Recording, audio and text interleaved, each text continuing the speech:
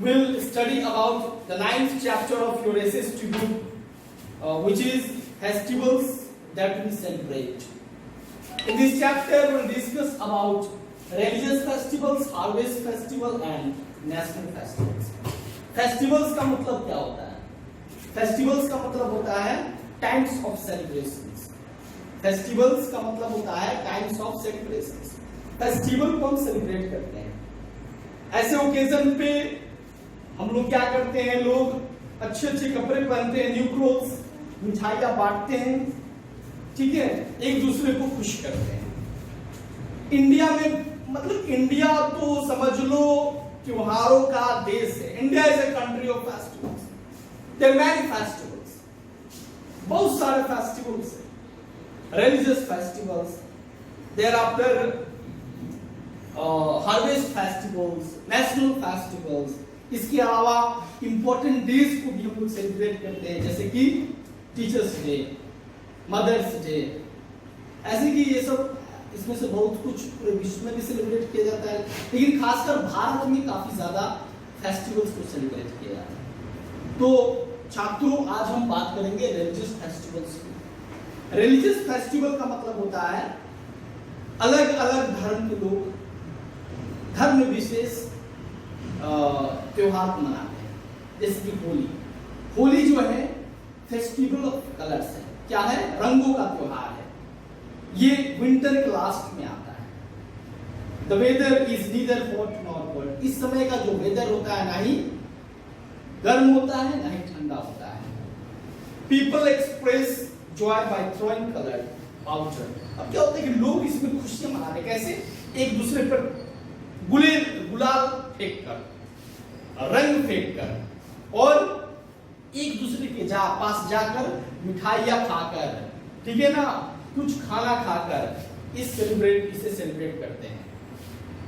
गुजिया बनाते हैं. इस समय लोग क्या बनाते हैं? गुजिया बनाते हैं. इसके अलावा व्हीट, ग्राम, मस्टर्ड, मिलेट्स भी तैयार होते हैं. एक प्रकार का ये हार्वेस्ट फेस्टिवल भी होता है, लेकिन इसको रिलीजियस फेस्टिवल का नाम दिया गया है क्योंकि इसको मोस्टली जो सनातन धर्म के लोग होते हैं, जो हिंदूज होते हैं, वो सेलिब्रेट करते हैं. अब आगे चलते दशहरा. दशहरा जो है, दशहरा, इसको दशहरा बोलेंगे, इंग्लिश में दशहरा बोलेंगे. ये जो है एक फेस्टिवल है, बुराई पे अच्छाई की जीत का फेस्टिवल है. इसको विजयादशमी के नाम से जाना जाता है. विजय का मतलब होता है विक्ट्री, और दशमी का मतलब होता है 10th डे, यानी 10 दिनों तक ये फेस्टिवल मनाया जाता है. ऐसा माना जाता है कि इसी के दिन भगवान राम ने लंकापति रावण का वध करके अपनी किडनैप की हुई वाइफ सीता को बचाया था. और जब ये अयोध्या लौटे थे तो इसी खुशी में लोगों ने ये क्या दशहरा मनाना शुरू किया. दिवाली भी कुछ इसी प्रकार से है. जब राम ने अपने वाइफ को, सीता को, लंकापति रावण से आजाद करवाया और लंकापति को मार गिराया, इस खुशी में दशहरा को सेलिब्रेट करते हैं. इसके अलावा जब वो घर आए, अयोध्या आए 14 वर्ष का वनवास काट कर, तो उस खुशी में उस रात लोगों ने पूरे अयोध्या को दीपों से सजा दिया. उससे दिवाली कहते हैं. क्या कहते हैं? दिवाली कहते हैं. दिवाली के दिन किसकी पूजा की जाती है? तो गणेश भगवान की और लक्ष्मी देवी की पूजा की जाती है. इसके अलावा अब बात करें तो दिवाली के दिन में कैंडल्स, लाइट्स, दिया के साथ पूरे घर को सजाया जाता है. गुरु पूरब की बात करें तो ये जो सिख समुदाय के लोग होते हैं वो इस फेस्टिवल को मनाते हैं. गुरु नानक गोविंद जो है, गोविंद सिंह, तो इनका बर्थडे सेलिब्रेट किया जाता है. गुरु नानक, गुरु गोविंद सिंह, गुरु तेग बहादुर सिंह के बर्थडे को पूरे ऑल इंडिया में लोग, सिख समुदाय के लोग सेलिब्रेट करते हैं. इसे लंगर का मतलब होता है जैसे लोगों को भोजन करवाया जाता है. इसके अलावा बहुत सारे जलसा, इसका मतलब प्रोसेशंस को निकाला जाता है. ईद उल फित्र मतलब ईद की बात करते हैं. जैसे ईद की बात करते हैं तो ईद भी एक रिलीजियस फेस्टिवल है जिसको मुस्लिम समुदाय के लोग सेलिब्रेट करते हैं. जो इस्लामिक पीपल होते हैं इसको सेलिब्रेट करते हैं. ठीक है, यानी जो रमजान होता है, रमजान होता है तो रमजान के मंथ में सबसे लास्ट दिन में, यानी कहते हैं कि it occurs as soon as the new moon is lighted at the end of the month of the fasting named Ramzan। Ramzan जो महीनों का पर्व है, पूरे 30 दिनों का पर्व है, जिसमें जो हमारे मुस्लिम भाई बहन होते हैं वो भूखे रहते हैं और शाम को अपना व्रत तोड़ते हैं। हर दिन भूखे प्यासे ईश्वर अल्लाह की वो क्या करते हैं, प्रार्थना करते हैं, नमाज अदा करते हैं, दे ऑफर नमाज। और जब लास्ट दिन आता है, जब चांद निकलता है, तो उस दिन वो इसको ईद के रूप में मनाते हैं और ईद मुबारक एक दूसरे को गले मिलकर ये बोलते हैं। इसमें वे लोग सेवैया काफी ज्यादा मतलब जो है फिर उनका कॉमन फेवरेट डिश है, उसमें सेवई जो होता है जिसको सेवैया बोलते हैं, ठीक है, ये काफी प्रचलन में होता है उसके। इसके अलावा आप क्रिसमस की बात करें तो ईसाई भाई लोग जो होते हैं वो क्रिसमस फेस्टिवल को सेलिब्रेट करते हैं। ऐसा माना जाता है कि 25 दिसंबर को जीसस क्राइस्ट का जन्म हुआ और उसी दिन उनके जन्मदिन को क्रिसमस डे के रूप में मनाया जाता है। और सेंटा क्लॉज का भी नाम इस फेस्टिवल से काफी जोड़ा जाता है। सेंटा क्लॉज का इतिहास है, फिर कभी मौका मिलेगा तो मैं आपको बताऊंगा। लोग सेंटा क्लॉज का गेटअप करके बच्चों को बहुत सारे गिफ्ट्स देते हैं।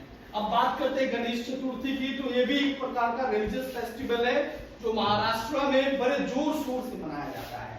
बड़े बड़े पंडाल्स लगाए जाते हैं, उसमें गणेश भगवान की मूर्तियां लगाई जाती हैं और ये सप्ताह तक चलता है, मतलब लगभग 10 दिनों तक ये फेस्टिवल चलता है, ठीक है ना। और फिर लॉर्ड गणेशा के आइडल को, स्टैचू को फिर ये पानी में, नदी में, समंदर में विसर्जित कर दिया जाता है। अब इसके अलावा बुद्ध पूर्णिमा, लॉर्ड बुद्ध का बर्थ एनिवर्सरी है, महावीर जयंती, ठीक है, जैन धर्म के लोग इसको मनाते हैं, ठीक है ना। अब बात करेंगे स्टूडेंट्स हार्वेस्ट फेस्टिवल्स की। तो हमारा देश जो है एग्रीकल्चर फोकस्ड कंट्री है। एग्रीकल्चर जो है हमारे देश का महत्वपूर्ण ऑक्युपेशन है, ठीक है ना। और हमारे देश का इकोनॉमी इसी पर है, हम लोग एग्रीकल्चर से ही खाते पीते हैं, चलते हैं, ठीक है ना। तो जब दो चीज होता है जब हम बुआई करते हैं फसल की या फिर फसल की कटाई करते हैं, तो उस समय इंडिया के अलग अलग भाग में उस डे को सेलिब्रेट किया जाता है, उस महीने को सेलिब्रेट किया जाता है, उस मोमेंट को सेलिब्रेट किया जाता है, जिसको हार्वेस्ट फेस्टिवल्स के नाम से जाना जाता है। तो बात करते हैं पोंगल जो है तमिलनाडु का हार्वेस्ट फेस्टिवल है। ये जो है 4 दिनों तक, जनवरी के 4 दिनों तक, ये 4 दिनों तक सेलिब्रेट किया जाता है। सन गॉड और काउस की इसमें पूजा की जाती है। और इसमें पोंगल स्वीट पोंगल होता है, जिसको राइस और दूध और जैगरी मिलाकर ईश्वर को ऑफर किया जाता है। ओनम भी एक पॉपुलर फेस्टिवल है जो केरला का है। इसमें अगस्त और सितंबर में इसको मनाया जाता है। इसमें स्नेक बोट रेसिंग होता है, जो कि आप जानते ही हो, ठीक है, ये भी हार्वेस्ट फेस्टिवल्स है। इसके अलावा बैसाखी भी हार्वेस्ट फेस्टिवल है, मकर संक्रांति भी हार्वेस्ट फेस्टिवल है, बसंत पंचमी भी हार्वेस्ट फेस्टिवल है। हार्वेस्ट फेस्टिवल मतलब फेस्टिवल को जब हार्वेस्ट करते हैं उस समय किसान खुशी से इसको मनाते हैं। अब हम बात करेंगे स्टूडेंट्स हमारे देश के 3 इंपॉर्टेंट नेशनल फेस्टिवल्स की। हमारा देश महीनों तक ही नहीं, करीब 200 सालों तक अंग्रेजों के अधीन रहा।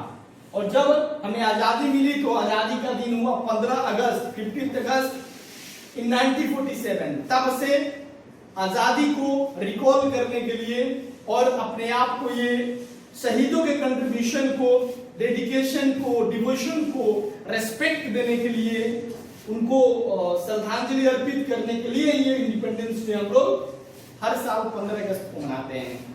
और इस दिन प्राइम मिनिस्टर लाल किला पे झंडा फहराते हैं। 26 जनवरी यह रिमार्क करता है कि हमारा देश रिपब्लिक है, गणतंत्र है, हमारा देश में कॉन्स्टिट्यूशन है, ठीक है, हमारा देश डेमोक्रेटिक है। और 26 जनवरी 1950 को अपने देश में संविधान, कॉन्स्टिट्यूशन लागू हुआ। तब से आज तक हर 26 जनवरी को हम रिपब्लिक डे मनाते हैं और पार्लियामेंट पर जो भारत के राष्ट्रपति होते हैं वो झंडा फहराते हैं। ओके, इसके अलावा आगे चलते हैं, गांधी जयंती तो कौन नहीं जानता है, महात्मा गांधी का काफी ज्यादा कंट्रीब्यूशन रहा हमारे देश को आजाद करवाने में। तो इनके बर्थडे को हम गांधी जयंती के रूप में मनाते हैं। महात्मा गांधी को प्यार से हम बापू कहते हैं। इनकी समाधि राजघाट में है। प्रेसिडेंट, प्राइम मिनिस्टर और भी बहुत सारे लोग समाधि पर जाकर प्रे करते हैं। और इसको नॉन वायलेंस डे के रूप में भी ऑब्जर्व किया जाता है, international day of non violence, क्योंकि इन्होंने साउथ अफ्रीका में भी बहुत कुछ किया था। पूरे विश्व के लोग इनसे प्रेरणा लेते हैं। इसके अलावा स्टूडेंट्स 5 सितंबर आने वाला है, जिसमें हम डॉक्टर सर्वपल्ली राधाकृष्णन के जन्मदिन को मनाते हैं टीचर्स डे के रूप में। और जो हमारे देश के पहले प्रधानमंत्री हुए डॉक्टर जवाहरलाल नेहरू, उनके बर्थडे को हम चिल्ड्रन डे के रूप में मनाते हैं। स्टूडेंट के चैप्टर भी आपका वर्क हुआ, इससे रिलेटेड बुक वर्क को आपको करके व्हाट्सएप ग्रुप में भेजना है। मिलते हैं अगले वीडियो में, तब तक के लिए नमस्कार।